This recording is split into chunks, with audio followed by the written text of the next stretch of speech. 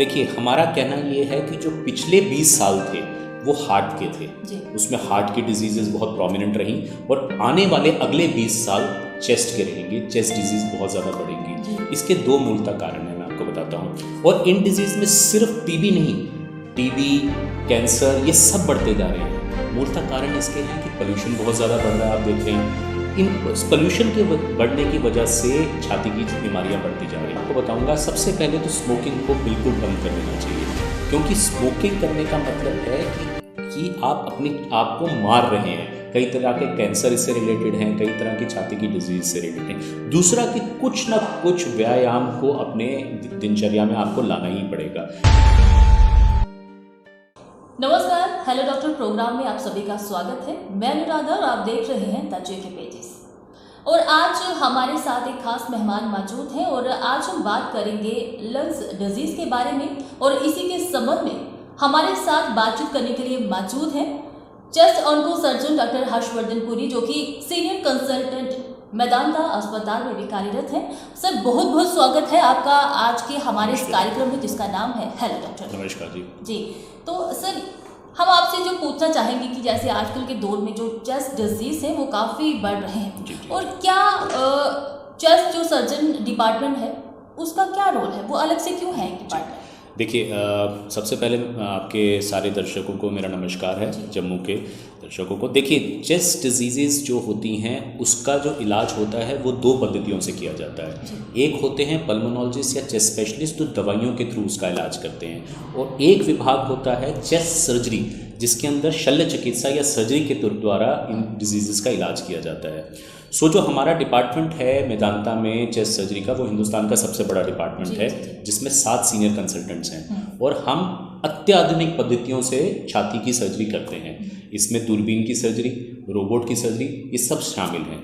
आपका दूसरा क्वेश्चन ये था कि क्या चेस्ट डिजीज बढ़ रही हैं। देखिए, हमारा कहना ये है कि जो पिछले 20 साल थे वो हार्ट के थे, उसमें हार्ट की डिजीजेस बहुत प्रोमिनेंट रहीं और आने वाले अगले 20 साल चेस्ट के रहेंगे, चेस्ट डिजीज बहुत ज़्यादा बढ़ेंगी। इसके दो मूलतः कारण हैं, मैं आपको बताता हूँ। और इन डिजीज़ में सिर्फ टीबी नहीं, टीबी, कैंसर, ये सब बढ़ते जा रहे हैं। मूलतः कारण इसके हैं कि पोल्यूशन बहुत ज़्यादा बढ़ रहा है। आप देख रहे हैं इन पोल्यूशन के बढ़ने की वजह से छाती की बीमारियां बढ़ती जा रही हैं।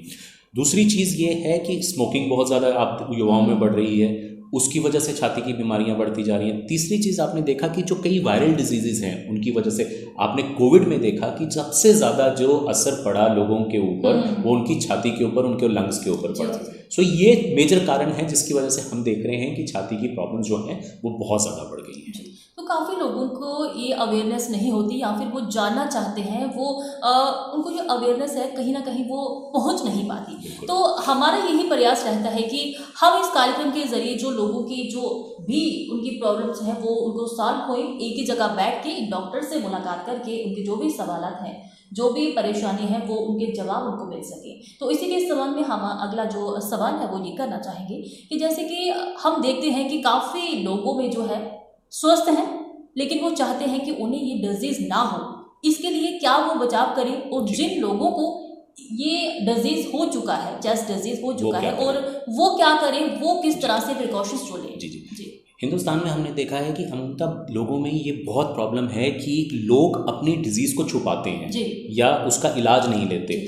मैं कुछ चीज़ें बताऊंगा। जैसे अगर आपका चलने पे सांस उखड़ रहा है, आपको बलगम में खून आ रहा है, बहुत ज़्यादा बुखार हो रहा है, छाती में दर्द हो रहा है, ऐसी कई चीज़ें हो रही हैं, तो आप इमीडिएटली जाके फर्स्ट अपने जो आपके फैमिली फिजिशियन हैं, आसपास हैं, उनसे कंसल्ट करिए।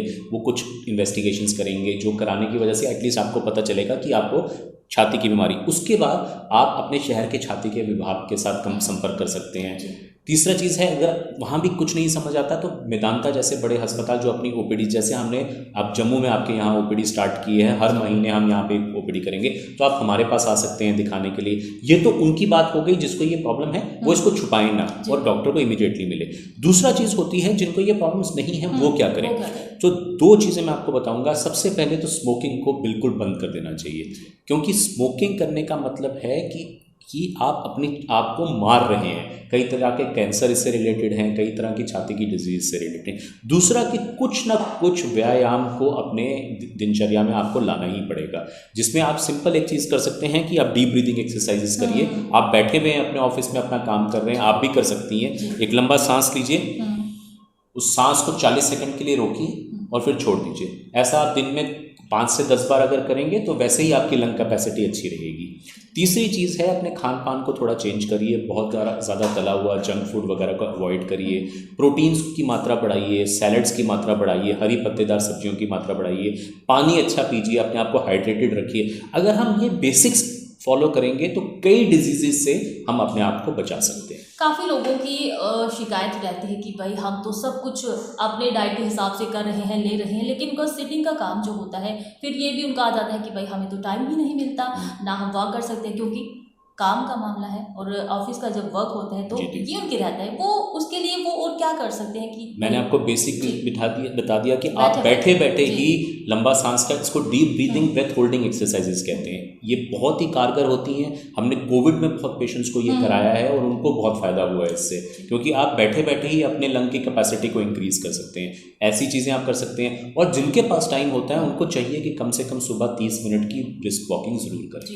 ये मेरे को सबसे अच्छी बात लगी कि बैठे बैठे जो एक्सरसाइज जो डॉक्टर साहब ने बताया वो सिर्फ उन लोगों के लिए जिनके पास टाइम नहीं या फिर वर्कलोड ज़्यादा है। और बाकी रही युवाओं की बात, तो युवा कहते हैं कि अगर स्मोकिंग की बात करें तो काफ़ी कहते हैं कि नहीं हमने तो बस एक ही लगाया है और एक से क्या होता है। तो ये खासकर आप उन युवाओं से क्या कहना चाहेंगे? देखिए, अगर आप दिन की 1 सिगरेट या 2 सिगरेट पी रहे हैं, वो आप उस सिगरेट स्मोकिंग उसके ऊपर कर रहे हैं जो पोल्यूशन का धुआं आप ले रहे हैं। हिंदुस्तान में सिर्फ पोल्यूशन की वजह से ही आप और मैं जो सिगरेट टच भी नहीं करते, हम दिन की 6 सिगरेट पी जाते हैं। सो समझिए जो सिगरेट पी रहा है वो 6 के ऊपर पी रहा है, तो आप कितना डैमेज अपने लंग्स को करेंगे। सो आप अपनी सिगरेट को बंद करिए इमीडिएटली।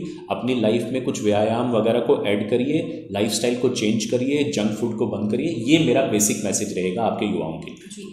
तो देखा आपने किस तरह से बात आखिर जो खत्म होती है वो होती है आपके दिनचर्या पे, आपके खान पान पे, आपकी रोज़मर्रा की ज़िंदगी पे। और आपको पता चल चुका होगा कि किस तरह से आपने अपनी हेल्थी लाइफ बनानी है और क्या क्या प्रिकॉशन जो है वो लेने हैं, खासकर युवाओं की बात करें तो। इसी के साथ डॉक्टर साहब हमें बताइए कि जैसे छोटे बच्चों की बात करें उनमें भी ये लक्षण जो है वो पाए जाते हैं। बिल्कुल। छोटे बच्चों की बात करें वो अपना ध्यान इतना नहीं रख पाते, उनके पेरेंट्स के लिए क्या सुझाव रहेगा कि आप उनके बच्चों की केयर? देखिए, हमने ही एक अपने विभाग में स्टडी किया था जिसमें हमने दिल्ली के 1000 बच्चे लिए और उनका लंग फंक्शन टेस्ट किया, जिसमें निकला कि 1/3 बच्चों को ब्रोंकियल अस्थमा की बीमारी है।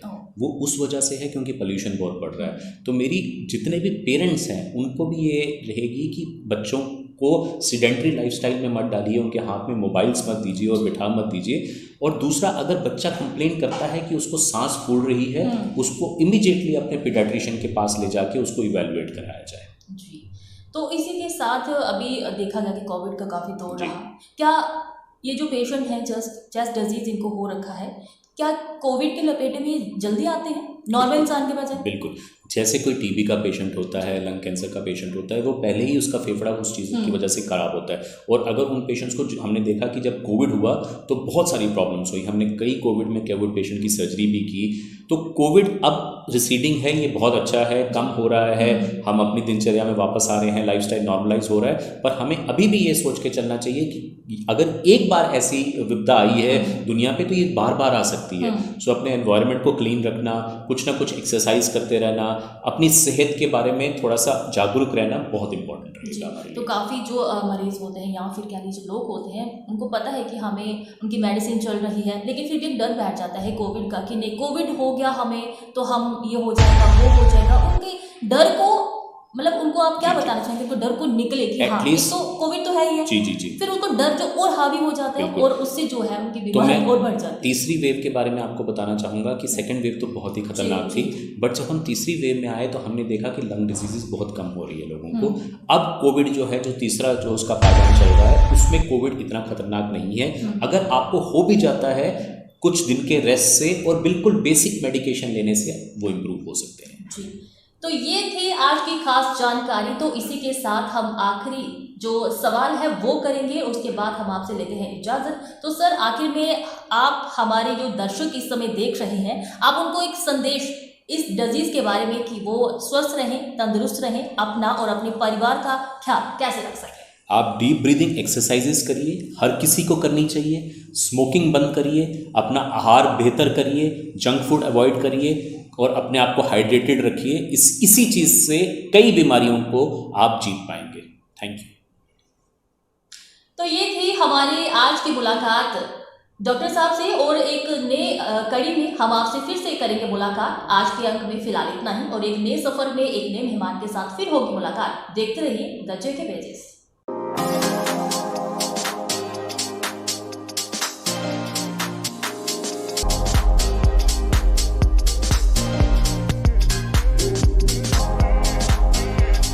Oren is providing latest education in its state-of-the-art institute and also providing an opportunity to the students to explore their careers across the globe. Orane का एकमात्र उद्देश्य है युवाओं को अंतर्राष्ट्रीय स्तर पर ब्यूटी एजुकेशन देना। Advance diploma in aesthetic and hairdressing की विदेशों में फी 12 से 5 या 6 गुना ज़्यादा है, जबकि ओरेन बेहद कम फीस में ये कोर्सेज करवा रहा है।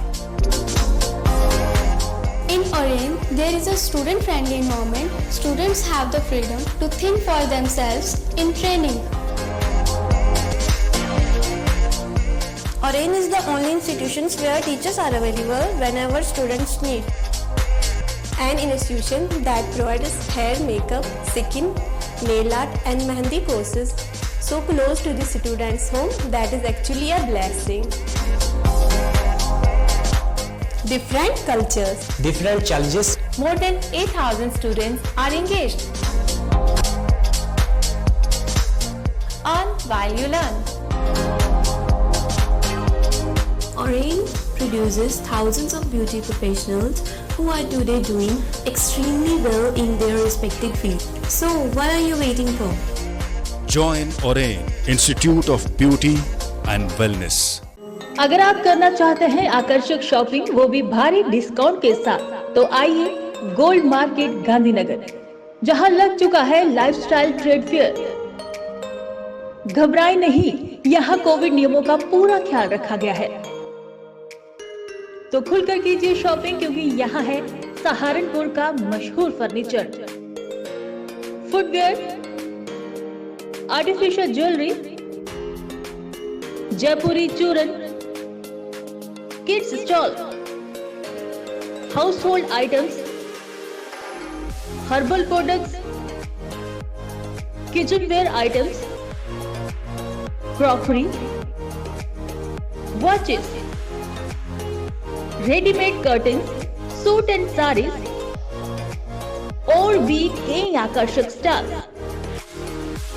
तो इंतजार किस बात का? आज ही परिवार और दोस्तों के साथ आएं और लाभ उठाएं इस सुनहरे मौके का। Lifestyle trade fair, gold market, Gandhinagar, Jammu. Timing सुबह 10 बजे से रात 9:30 बजे तक।